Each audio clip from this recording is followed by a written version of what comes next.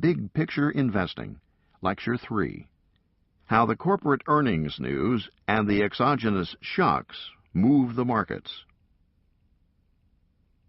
Welcome to Lecture 3 in our course on Big Picture Investing. In this and the next two lectures, we're going to be looking in greater detail at the four market movers. In this particular lecture, we will focus on two of these market movers. We will start with the corporate earnings news and then turn to a market analysis of exogenous shocks like war, terrorism, and oil price spikes. Here then are the major objectives of this lecture. First, we want to understand both how and why the corporate earnings news moves the markets.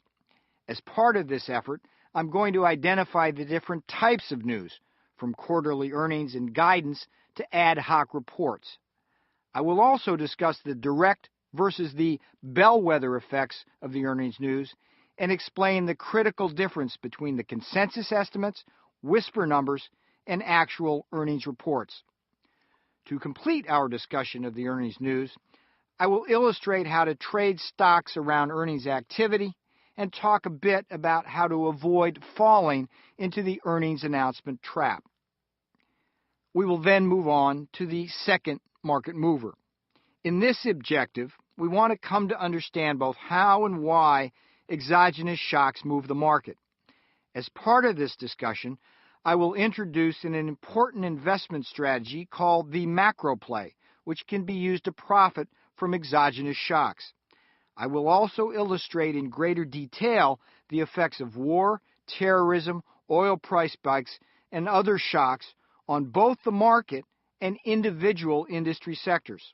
Let's begin our discussion of how the corporate earnings news moves the markets by reviewing briefly the nature of stock prices.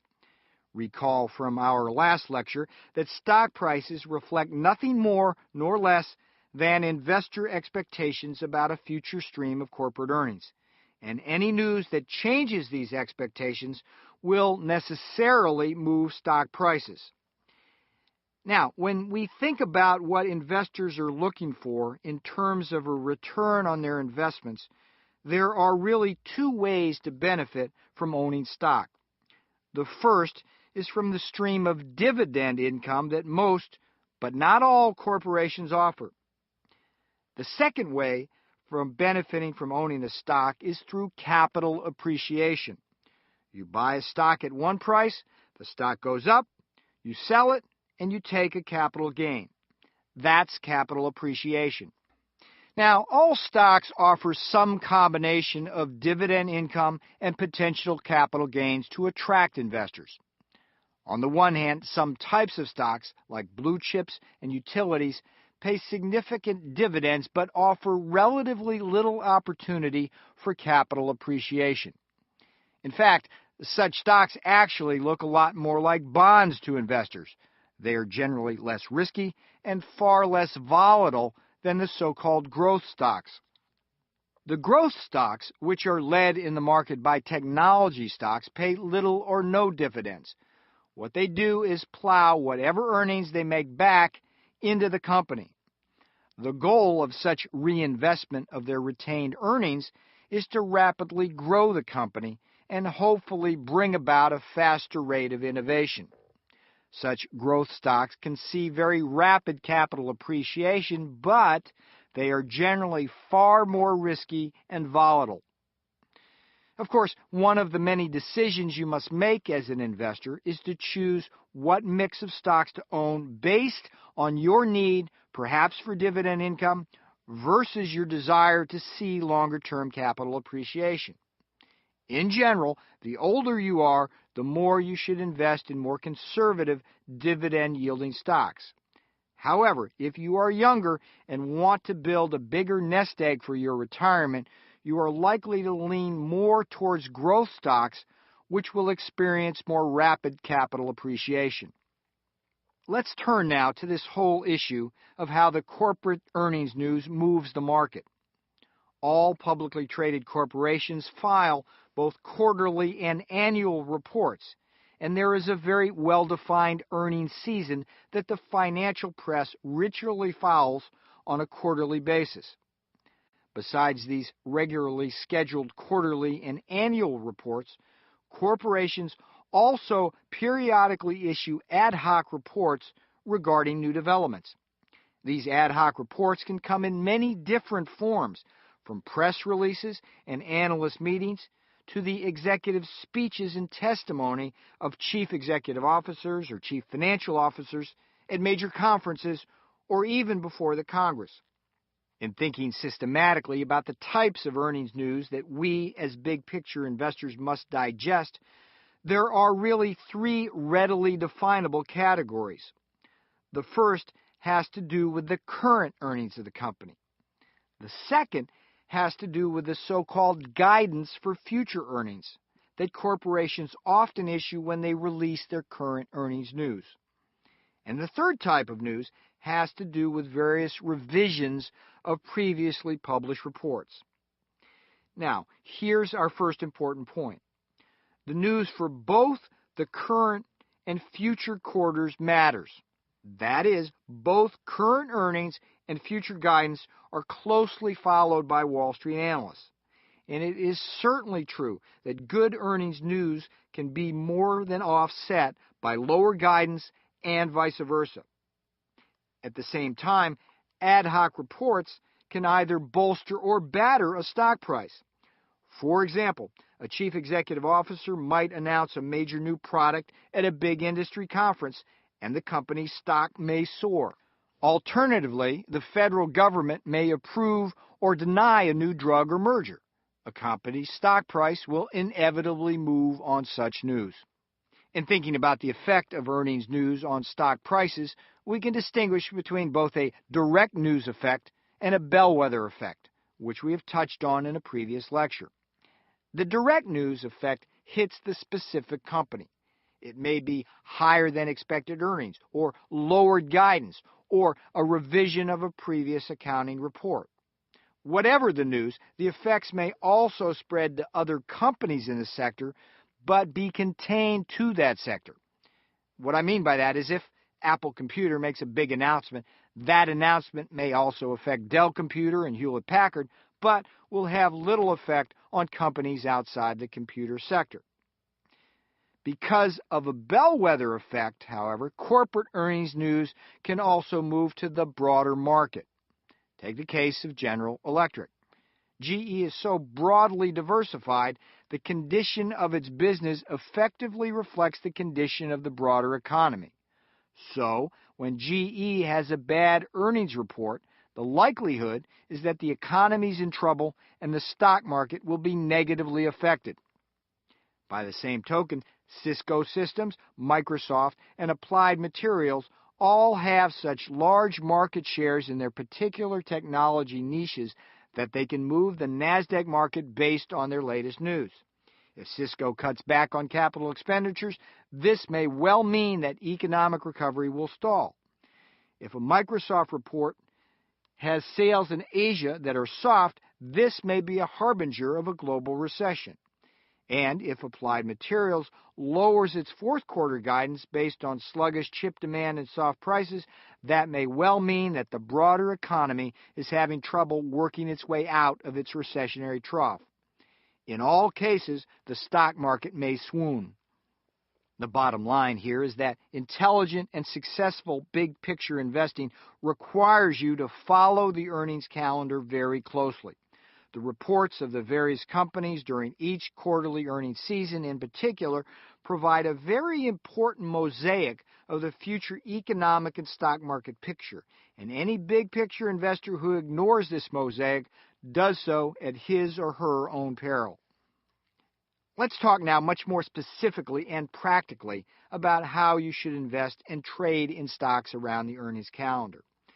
Following this earnings calendar is essential for all investors, but it is particularly true for shorter-term traders who are only going to be holding stocks for a few days, like so-called swing traders, or a few months, like so-called position traders. More broadly, following the earnings news is essential for buying or short-selling a stock at the best price, and there are several traps which I want to now help you try and avoid. and I want to illustrate the earnings announcement trap with a little story borrowed from my If It's Raining in Brazil, Buy Starbucks book. I call this story The Ballad of Jimmy Bilo. Our fictional Jimmy acts on a hot tip from the latest issue of Money magazine and buys the stock of Whirlpool. A few days later, Jim is absolutely delighted that the stock has risen 4 points, so he buys some more. But Jimmy is totally unaware that the company is about to announce its quarterly earnings. When this earnings news hits the next day, the media dutifully reports that the company does beat what's called the consensus estimate. However, the stock tanks anyway, and Jimmy loses a bundle. So what truck just hit him? What happened to Jimmy is he fell into the earnings announcement trap. And this happens to thousands of investors every day of every week of the earnings season. Indeed, Jim's ignorance of the subtleties and nuances of the earnings season cost him dearly. To understand the dangers of this earnings announcement trap, we must learn about 3 things now: the danger of falling into a gap, the difference between the aforementioned consensus estimates and the so-called whisper numbers, and 3, a well-known phenomenon on Wall Street known as buy on the rumor, sell on the news. So what about this falling into the gap? Well, companies typically release their earnings reports either in the afternoon after the market closes or in the morning hours prior to the next day's open of the stock market. The clear danger from the timing of this earnings news, it's what's called a gap down opening if you have bought the stock, or a gap up opening if you are short selling the stock. With a gap up or down, the opening stock price is significantly higher or lower than the previous day's close. In such a case, you have absolutely no chance of exiting a stock with a small loss. You have essentially been trapped by the gap. For example, in Jim's case with Whirlpool, Jim bought his stock for $20 a share on Thursday. That afternoon, Whirlpool announced its earnings after the close of the market. The following morning, the stock opened at $16, a $4 gap down, and Jim was trapped with a big loss. Okay, that's the gap up and gap down opening. Let's now look at the so-called consensus estimates.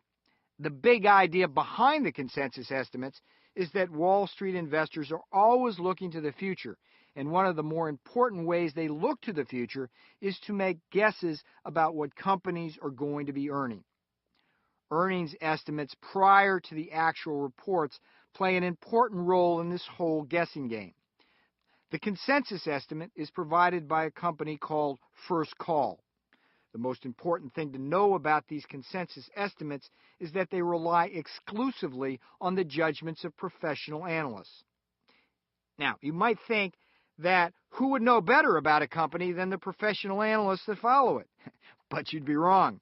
The problem is that there is a well-established ritual of gaming these analysts that is played by almost all corporations. In a strategy made famous by Microsoft, companies have learned to feed the professional analysts misinformation. The game really is to get the analyst to issue a consensus estimate which is less than what the actual earnings are going to be. And why do they do this? Because when the company beats the estimate, its stock price soars. And because of such gaming, there is a great mistrust of the consensus estimates.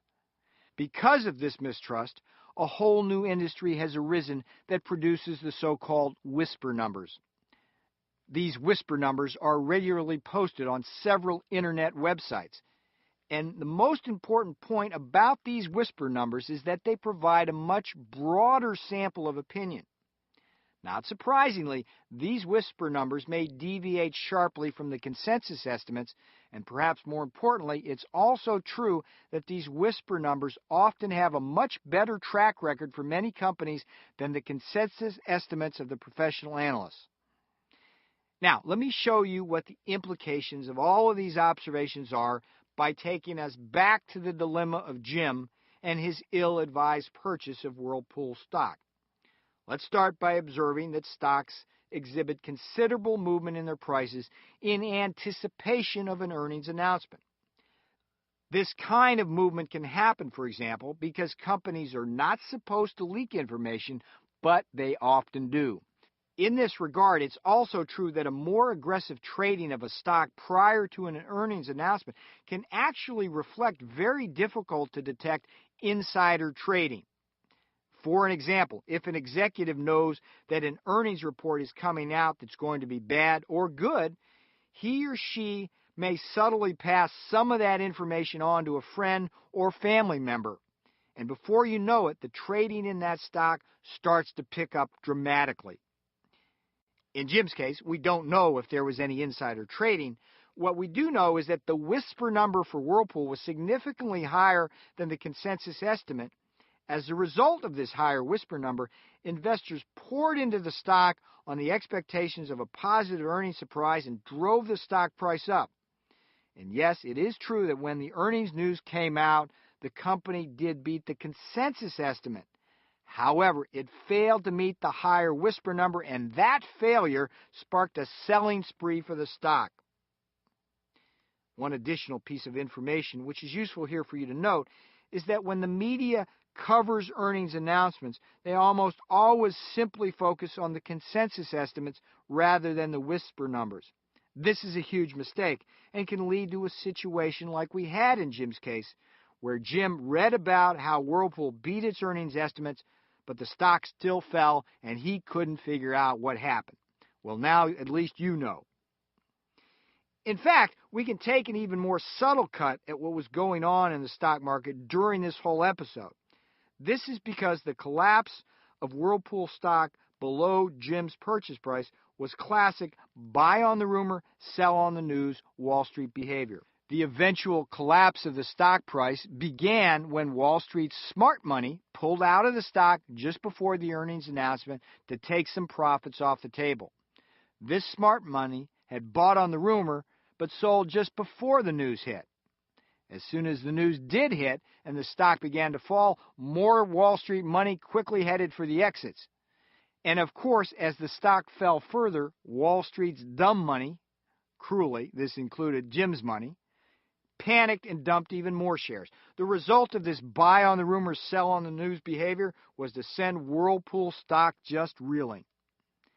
The broader lesson here, of course, is a simple one.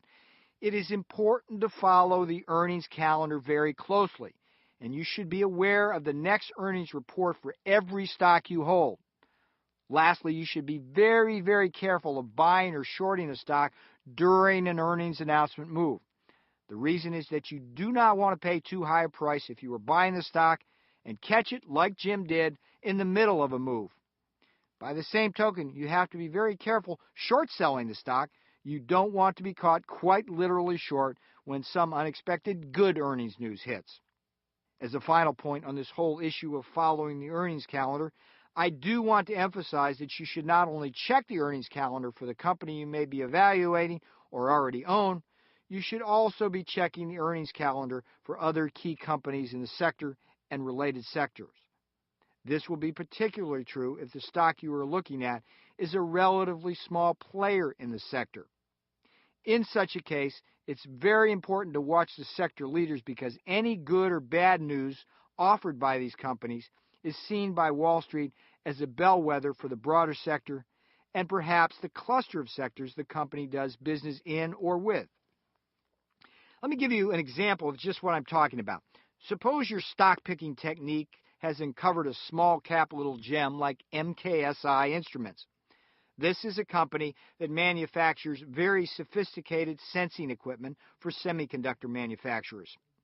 The equipment is used to improve the quality of chip production, and so the company does very well not only when the broader economy has begun to recover, but also when the individual semiconductor cycle is in a strong innovation phase.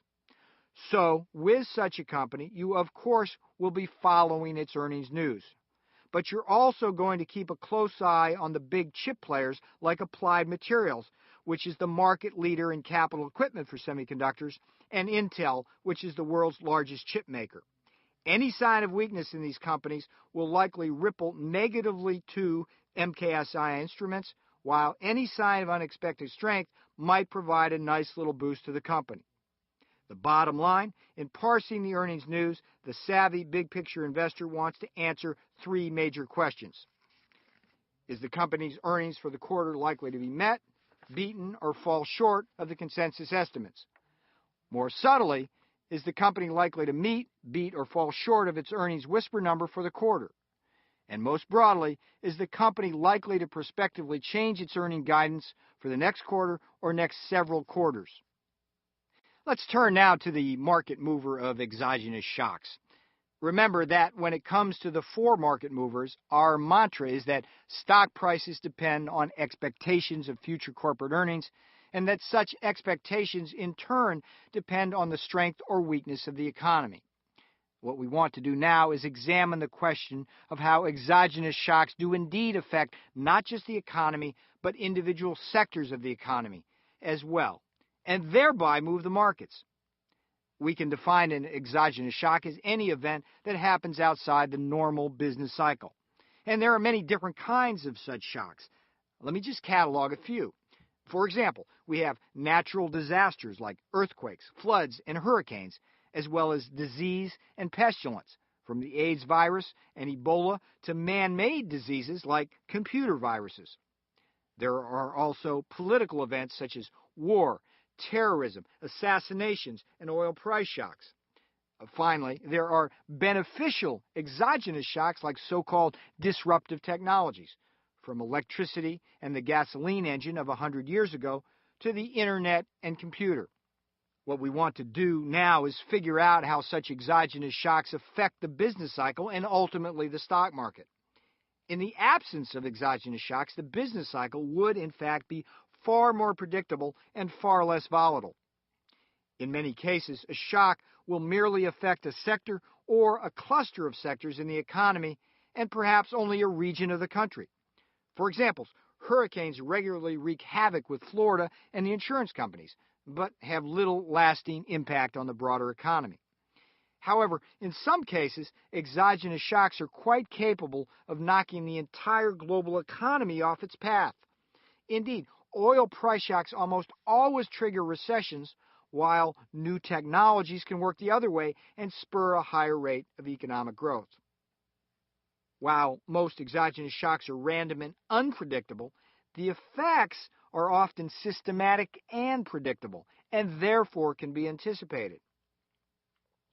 From an investment perspective, to understand these effects, you must be a chess player looking many moves ahead. Savvy chess-playing big-picture investors use a powerful strategy called the macro play to profitably exploit the effects of exogenous shocks. Let me illustrate this strategy and the broader importance of exogenous shocks on your investment portfolio by working sequentially through the implications of some of the most important shocks that periodically buffet, batter, or bolster the economy. Let's start with oil price shocks. Such shocks have the most global reach. They are typically triggered by political tensions somewhere in the world. Often it is the Middle East, but it can also be in other countries like Nigeria in Africa or Venezuela in South America, both countries being significant oil producers. Such oil price shocks almost always trigger recession and are therefore very bearish. The reason why oil price shocks are bearish is because they are effectively a large tax on the global economy. You can think about it this way. When the government taxes us, it recycles that money back to us in the form of government services like defense and highway construction. As it does so, the contractionary effects on the economy are muted. However, when oil prices rise, the shock also acts like a tax, but with a huge difference. Rather than these tax revenues being recycled, the revenues are simply exported to oil-producing countries. This is highly contractionary for the global economy because it is such an important part of economic development. Now, let's look at these oil price shocks from a sector perspective. While oil price shocks are definitely bearish for the broader market trend, some sectors do even worse than the broad market, while others do much better. Energy-intensive sectors like the airlines, chemicals, and utilities obviously suffer. The costs for these industries rise, and because of this, their profits and earnings fall. And the stock prices can fall even before the full effects are felt. On the other side of the ledger, however, oil drilling and equipment stocks always do well with oil price shocks. At the same time, gold stocks often rise dramatically because gold is an important hedge against both inflation and currency risks associated with higher oil bills for many nations. Let's turn now to a second major exogenous shock, namely war. The question always arises, is war good for the economy and the stock market? The surprising answer, at least to some people, is no, it's not. Yes, it is true that both World War II and the Korean War acted as an important stimulus to economic growth and bolstered the stock market. However, the Vietnam War actually triggered inflation and eventually stagflation and was decidedly bearish. Likewise, the 1990-91 Gulf War ultimately triggered a recession, while the 2003 Iraqi War created uncertainties for the stock market. That said, certain sectors will always do well in wartime, and those sectors, of course, will be those clustered around the defense sector. Another significant exogenous shock is terrorism. We saw, for example, a very radical sector shift in the stock market in the wake of the September 11, 2001 attack. The airline industry in particular suffered dramatically, while theme parks and the broader entertainment industry likewise took a hit. On the other hand, security stocks soared for obvious reasons. So too did teleconferencing stocks for perhaps the more subtle reason that teleconferencing became a more popular substitute for airline travel. These short-run sectoral impacts aside, the real impact that terrorism may have on the stock market may occur over the longer run. The problem we face with terrorism is that economic growth thrives on productivity gains. However, the diversion of productive capital into protective capital by both the government and private sector may result in a permanently lower rate of productivity growth. This, in turn, will raise the specter of stagnant economic growth and inflation, and perhaps even the dreaded stagflation, which is simultaneous inflation and recession. Accordingly, terrorism is very bearish, and until the threat of terrorism is significantly lifted, that threat will act as a weight on the stock market. Now, for a look at how a particular exogenous shock can really drive activity in a stock market sector, we need look no further than the AIDS virus. This virus is ravaging whole continents, from the crowded cities in Southeast Asia to the poor villages of Africa. Nonetheless, the AIDS epidemic has created a boom in biotechnology stocks dedicated to controlling the virus. More broadly, a savvy big-picture investor could simply specialize in investing in companies that are focused on curing dreaded diseases like AIDS. But it is important to note that biotechnology is the most risky and volatile sector in the stock market. This is because most biotech companies have no earnings and only the promise of untold riches. If their drugs fail in clinical trials, your investment can turn to dust. Now, I want to emphasize this point. To profit from exogenous shocks as an investor, you must be a chess player thinking several moves ahead rather than a simple checkers player. To illustrate this point, I'd like to borrow one of my favorite examples from the If It's Raining in Brazil by Starbucks book. This example has to do with the Chernobyl nuclear reactor, which caught fire in 1986 and spewed radiation over a 1,000-square-mile stretch of the most fertile Russian grainland. The checkers move was to try and short sell companies like General Electric and Westinghouse, which build nuclear reactors, and utilities like the Long Island Lighting Company that used nuclear reactors. The idea behind such a short sell was that GE and Westinghouse would likely sell fewer reactors and their earnings would fall. As for the nuclear utilities, the big concern there was that an increase in nuclear regulatory scrutiny would drive up the cost of these companies and maybe even create an order to shut some of those reactors down. Of course, trying to short sell any of these companies was impossible to do because the downward moves in the stocks happened almost immediately. In contrast, the chess move was far more elegant. This is a chess move that took several days to develop, giving the big picture investor plenty of time to make a move. Fears over a global grain shortage from the catastrophe in the Russian breadbasket would eventually cause the stocks of grain processors like General Mills and Quaker to fall. The big picture investor who quickly saw this developing situation and short sold those stocks was rewarded very handsomely for a very clever chess move. While most of the time exogenous shocks are bearish for the market, it is not always the case. In fact, one of the biggest beneficial shocks comes whenever any new disruptive technology comes upon the scene. 100 years or so ago was the gas engine and Model T that put the horse and buggy manufacturers out of business, but sparked a huge economic and stock market boom.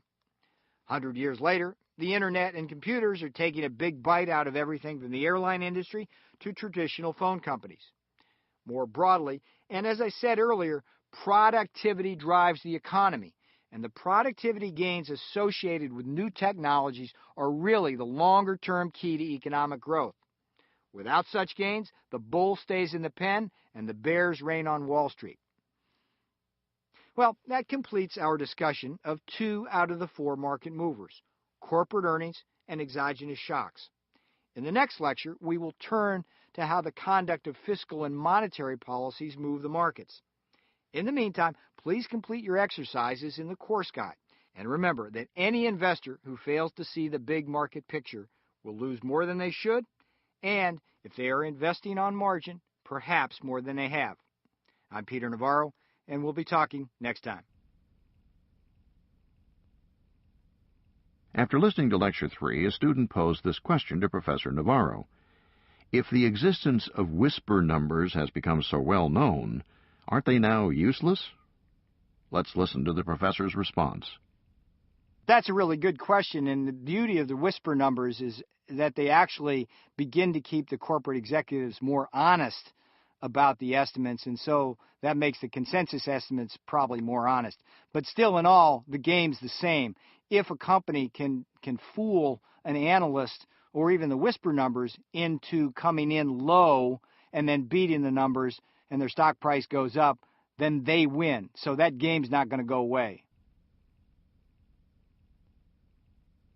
This ends Lecture 3.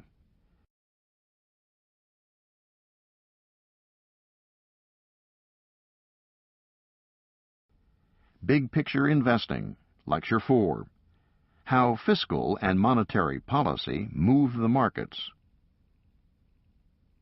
Welcome to Lecture 4. In this lecture, we're going to examine the third major market mover, fiscal and monetary policy. Here, then, are the major objectives of this lecture. First, we're going to learn about the 4 components of economic growth.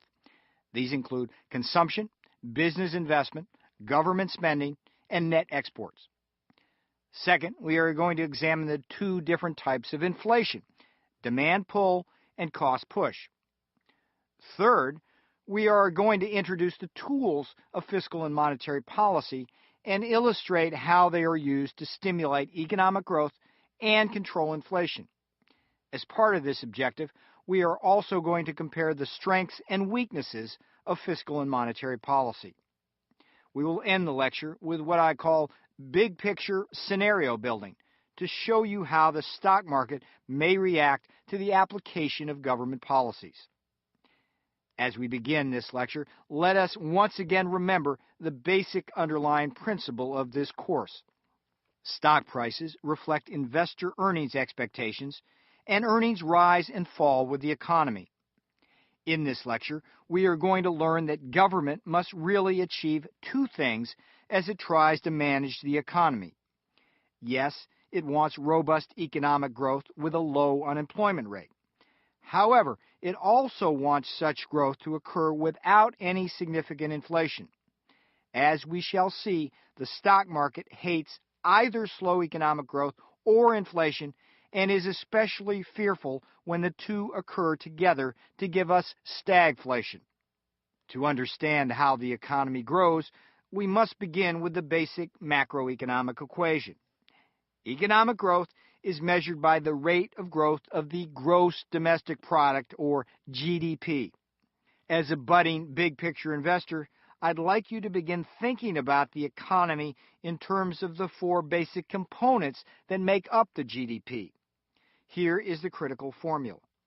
The GDP, or gross domestic product, equals consumer consumption plus business investment plus government spending plus the amount of our exports that we produce here and sell abroad minus the amount of goods that we import and therefore don't produce in our own factories. In shorthand form, this equation then is this: consumption plus investment plus government spending plus net exports, where net exports is simply the difference between our exports and imports. Now, let's look a bit more closely at each of these components. Consumption is a very critical part of the economic formula, accounting for almost 70% of GDP growth. We will see in the next lecture that when consumer confidence is falling, that can trigger a recession. We will also see in this lecture that one way to stimulate consumption is for the government to lower taxes. That's fiscal policy. Another way is for the government to lower interest rates so that people might want to buy more big-ticket, interest rate-sensitive items like cars and housing. That's monetary policy. The second part of the GDP equation is business investment. It involves the purchase of new equipment and machinery and technologies to modernize and expand both production and service facilities. At first glance, business investment might seem to be relatively unimportant to economic growth because it's only about 10% or so of the GDP equation. But what business investment lacks in size, it makes up for in volatility. What I mean by that is that as the economy begins to soften, business investment will dramatically contract, and that can quite literally push the economy over the recessionary cliff. As with consumers, both lower taxes and lower interest rates can be used to coax business investment back to expansionary levels. But we shall see that both fiscal and monetary policy are far more effective damping down business investment with higher taxes and higher interest rates than they are in stimulating business investment. Government spending is the third part of the GDP equation. It accounts for 15 to 20% of this equation, and it is by far the most stable of the components. We shall see in this lecture that increased government spending has traditionally been seen as a way of directly stimulating a recessionary economy.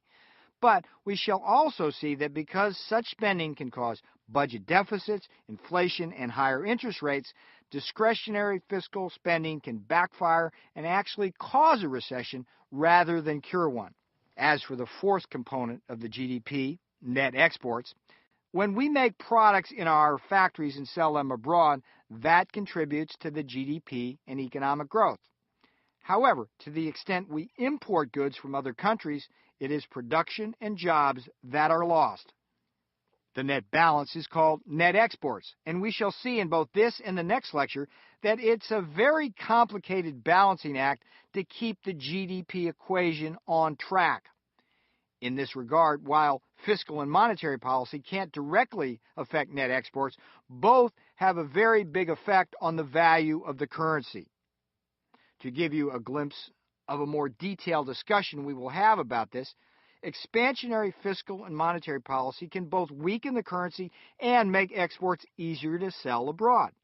However, a weak currency also contributes to inflation because it makes foreign goods more expensive. While balancing net exports and the value of the currency is difficult for the government to do, the much bigger balancing act is to make sure that the economy and GDP expand at the highest possible rate and the lowest unemployment rate without causing inflation.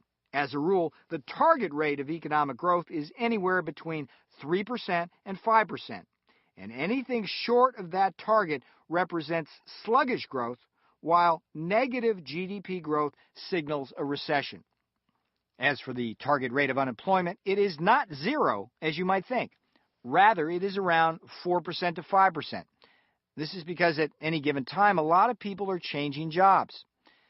Now, as I have indicated, the government's goal is a rapid rate of economic growth and a low unemployment rate together with low inflation. But inflation is a very big constraint, so let's talk a little bit about it. In essence, there are two kinds of inflation, one much more difficult to control than the other. Demand pull inflation comes with economic booms and too much money chasing too few goods. In contrast, there is also the cost push variety that results from so-called supply shocks like oil price hikes or drought-induced food price spikes. This inflation moves with deadly swiftness, inflicts great pain, and is much more difficult to cure. Right up until the Vietnam War in the 1960s, inflation was largely viewed as a demand pull phenomenon. When there was a general rise in the price level, it was typically attributed to excess aggregate demand. As I said, too much money chasing too few goods and a booming economy. In this sense, from an investor's point of view, demand pull inflation is a very bullish phenomenon, and all the more so because it is more readily curable than cost push inflation using either contractionary fiscal or monetary policies, as we shall soon discuss.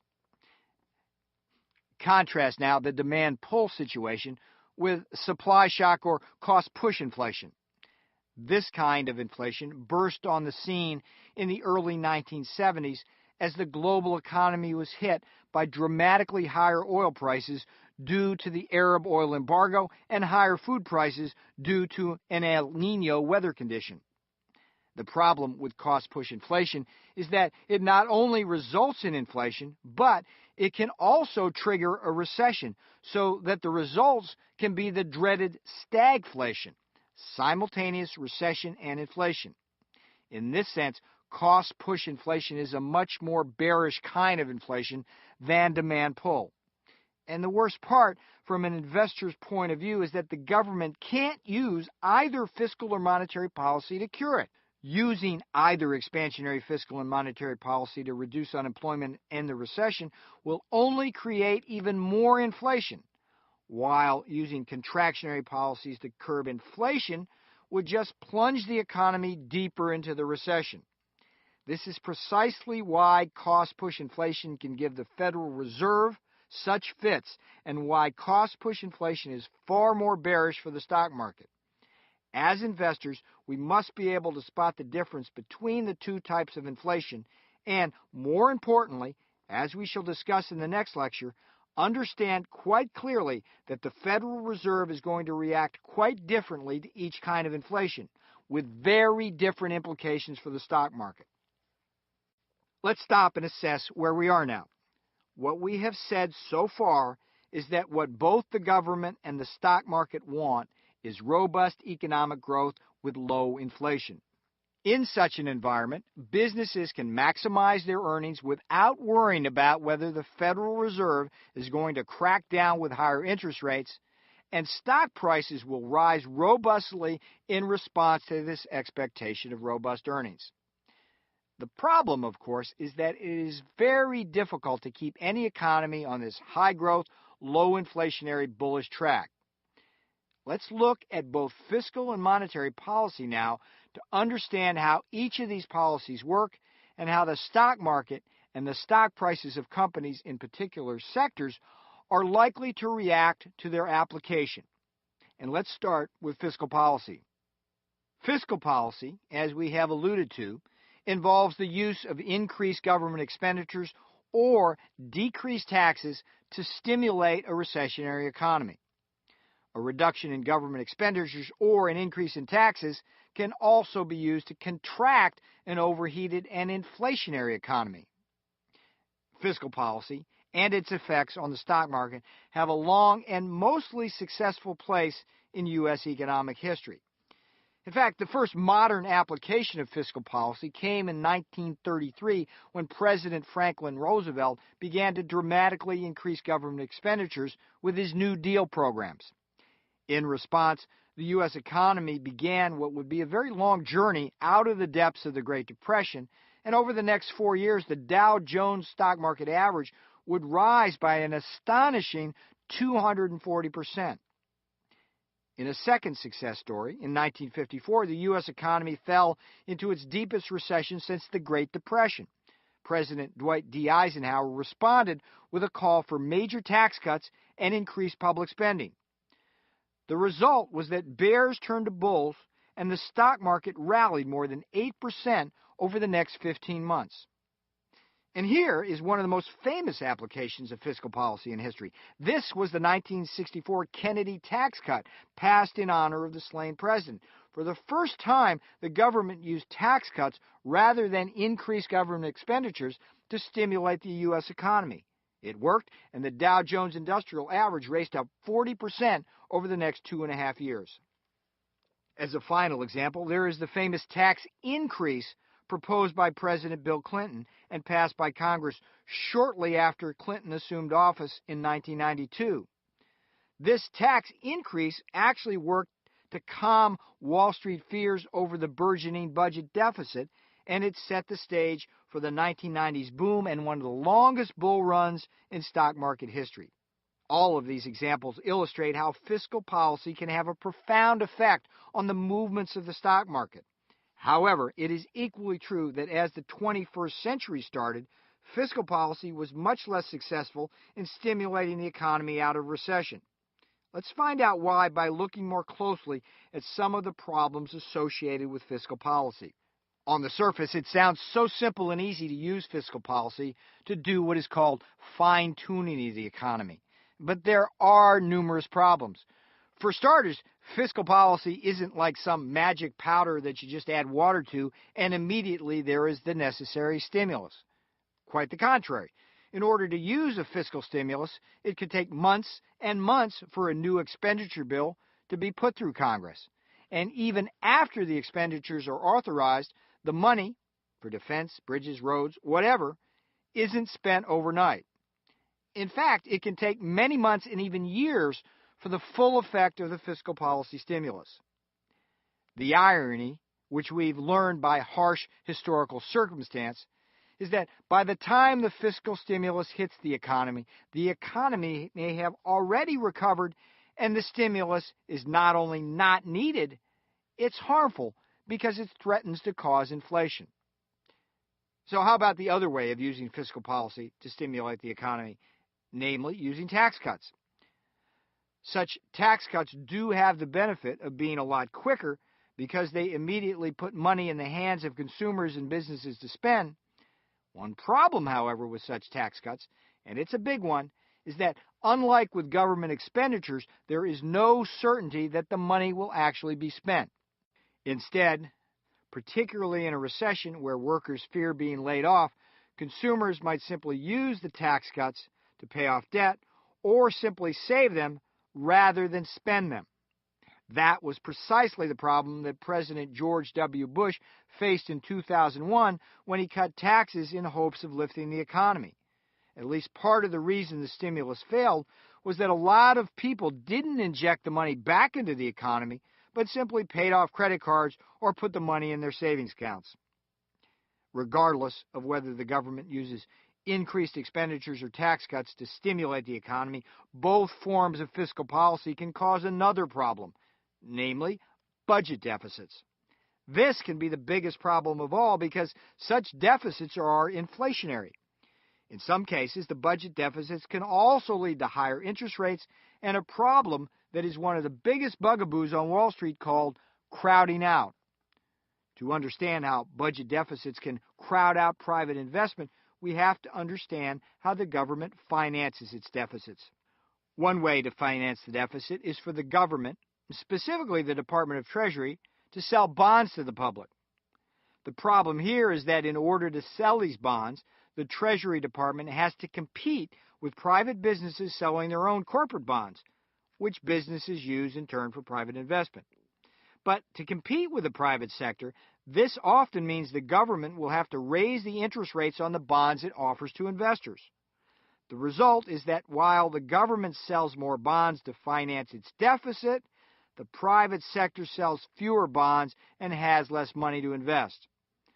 The irony is that while the government spending part of our GDP formula goes up, the business investment part of that formula goes down.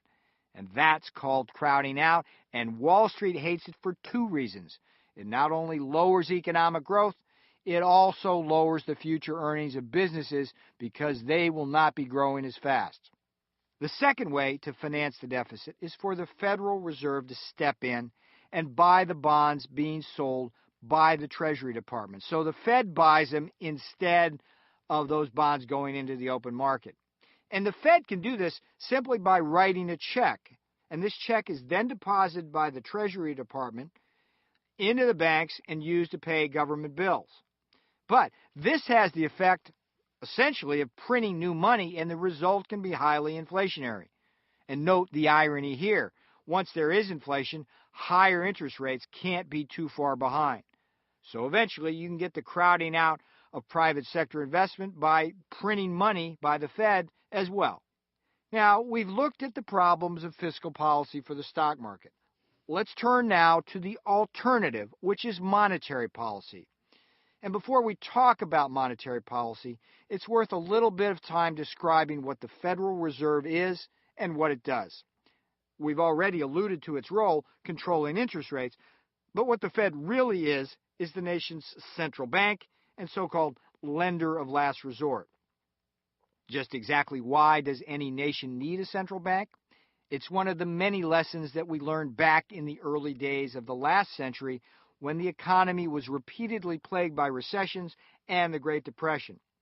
The problem has to do with how the banking system creates and loans out money.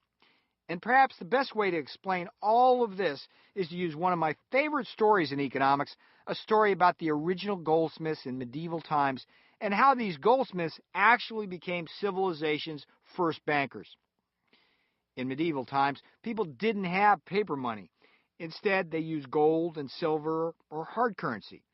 And rather than leave these valuables around the house, people would hire a goldsmith to store the gold for them.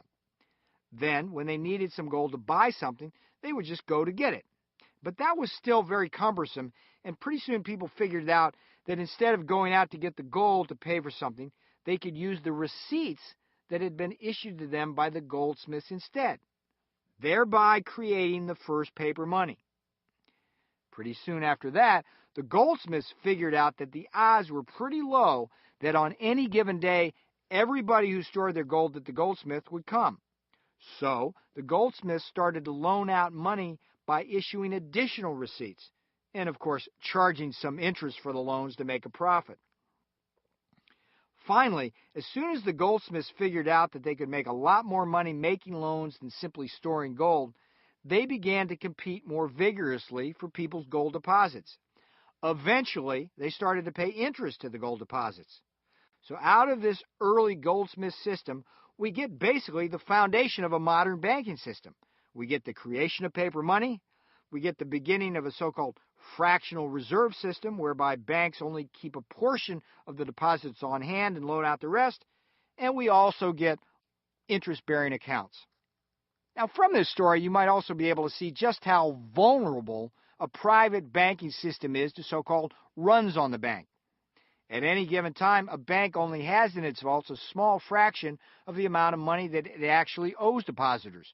The rest has been lended out at higher interest rates so the bank can turn a profit. But what happens if, because of some adverse economic conditions, all the depositors show up at the bank at once and demand their money? In the old days, the result was a run on the bank and its possible collapse. And once one bank collapsed, this would often set off a bigger panic as people ran to their own banks to see if they could get their money out too. It was precisely one of the bank panics that plagued the early 1900s that prompted the government to create the Federal Reserve. And to date, all major nations around the world have their own central banks to come to the rescue of the private banking system as the lender of last resort to prevent any runs on the bank and a collapse of the system. Now, as the nation's central bank, the Federal Reserve has many tasks, but its biggest role really is to control short-term interest rates in order to keep the nation's economic growth and stock market on target. The key policy role of the Federal Reserve is to keep the economy growing at a robust rate without any inflationary pressures, and it does so by lowering interest rates to stimulate consumption and business investment, and thereby stimulate the economy in the presence of recession. And of course, when the economy begins to overheat, the Fed is there too. In the most famous words ever spoken by a Fed chairman, The role of the Fed in such circumstances is to, quote, take the punch bowl away just when the party is getting good, unquote. Of course, the Fed grabs that punch bowl by raising interest rates. At this point, it might be useful to point out that the Fed chairman is generally regarded as the second most powerful person in the United States, behind only the president. Consider this quote by a Fed chairman, Alan Greenspan. Quote, when we moved on February 4th to raise interest rates, I think our expectation was that we would prick the speculative bubble in the equity markets. It is precisely because of quotations like these that every investor needs to follow Fed policy. By the Fed chairman's own admission, the Fed's job is not just raising or lowering interest rates to contract or expand the economy. It is also to exert considerable control over stock prices and the stock market. The beauty of monetary policy is that it is not just faster acting than fiscal policy. Unlike fiscal policy, it is more easily reversible. Still in all, and this is monetary policy's Achilles heel, monetary policy works a lot better slowing down an overheated and inflationary economy than it does stimulating a recessionary one. This observation is important because it revolves around a very important economic cliché. You can pull on a string, but you can't push on a string. The idea of pulling on a string is that when the Fed raises interest rates as inflation heats up, this will almost surely begin to contract the economy. As consumers face higher costs for housing and autos and other durable goods, and their credit card charges increase, they quickly pull back their consumption horns. And businesses are equally quick to shelve investment plans when interest rates are high. There is no beautiful symmetry, however, when it comes to lowering interest rates to stimulate the economy.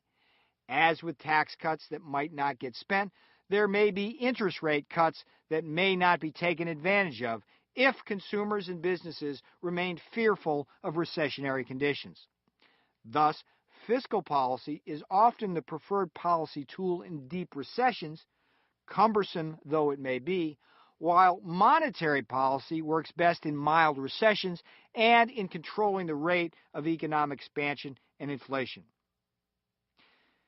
Well, that's the big picture on monetary policy. Let's talk a little bit now about some of the subtleties. The first thing to know as an investor that is really, really important is that the Fed tends to change interest rates, not overnight by big amounts, but rather over time in small amounts. The typical increment is 25 basis points, which is a quarter of a percentage point. So if the Fed funds rate is at 5%, the Fed might raise it to 5.25%. It's also important to note here that when the Fed really wants to send the economy and stock market a message, it will use a bigger increment, like 50 basis points. The fact that the Fed tends to raise or lower interest rates over time in small increments means that there is, in effect, an interest rate cycle. Put another way, once the Fed starts raising its rates, it will often do so 3 or 6 or even 12 times over a period of months, or perhaps even more than a year. The goal of the Fed, once it starts raising rates, is to bring the overheated economy in for a soft landing, one that slows the economy down enough to cure inflation, but doesn't tip it over the recessionary cliff. History has taught us that this is very, very difficult to do. And from an investor's point of view, it's useful to note two things. The first is that the Fed often screws up and triggers a recession and bear market with its rate hikes. The second, and perhaps because of the first, the Fed also typically kills a bull market and sends the market on a bearish binge once it starts raising rates. In fact, the Fed has a very checkered past when it comes to trying to fine-tune the economy and stock market. Since the 1970s, the Fed has used monetary policy to intentionally cause at least one major recession and bear market. The Fed also inadvertently helped trigger several other bear markets, including the quite painful bear market that began in 2000 and lasted several years. On the other hand, and to give the Fed its due, the Fed has miraculously ridden to the market's rescue in numerous other crises, most notably the 1987 Black Monday stock market crash, the 1997-98 Asian financial meltdown, and, less successfully, the terrorist attack of September 11, 2001. For these and many other reasons, virtually every Wall Street pro follows the adage, "Don't fight the Fed," and carefully follows monetary policy. If you are going to be a serious investor, you need to follow the Fed too. And once you see the Fed start to raise interest rates, it's time for you to carefully consider the possibility that the bull market will soon be over and that it will be time to cash in a lot of your long stock positions and begin to consider the short selling side.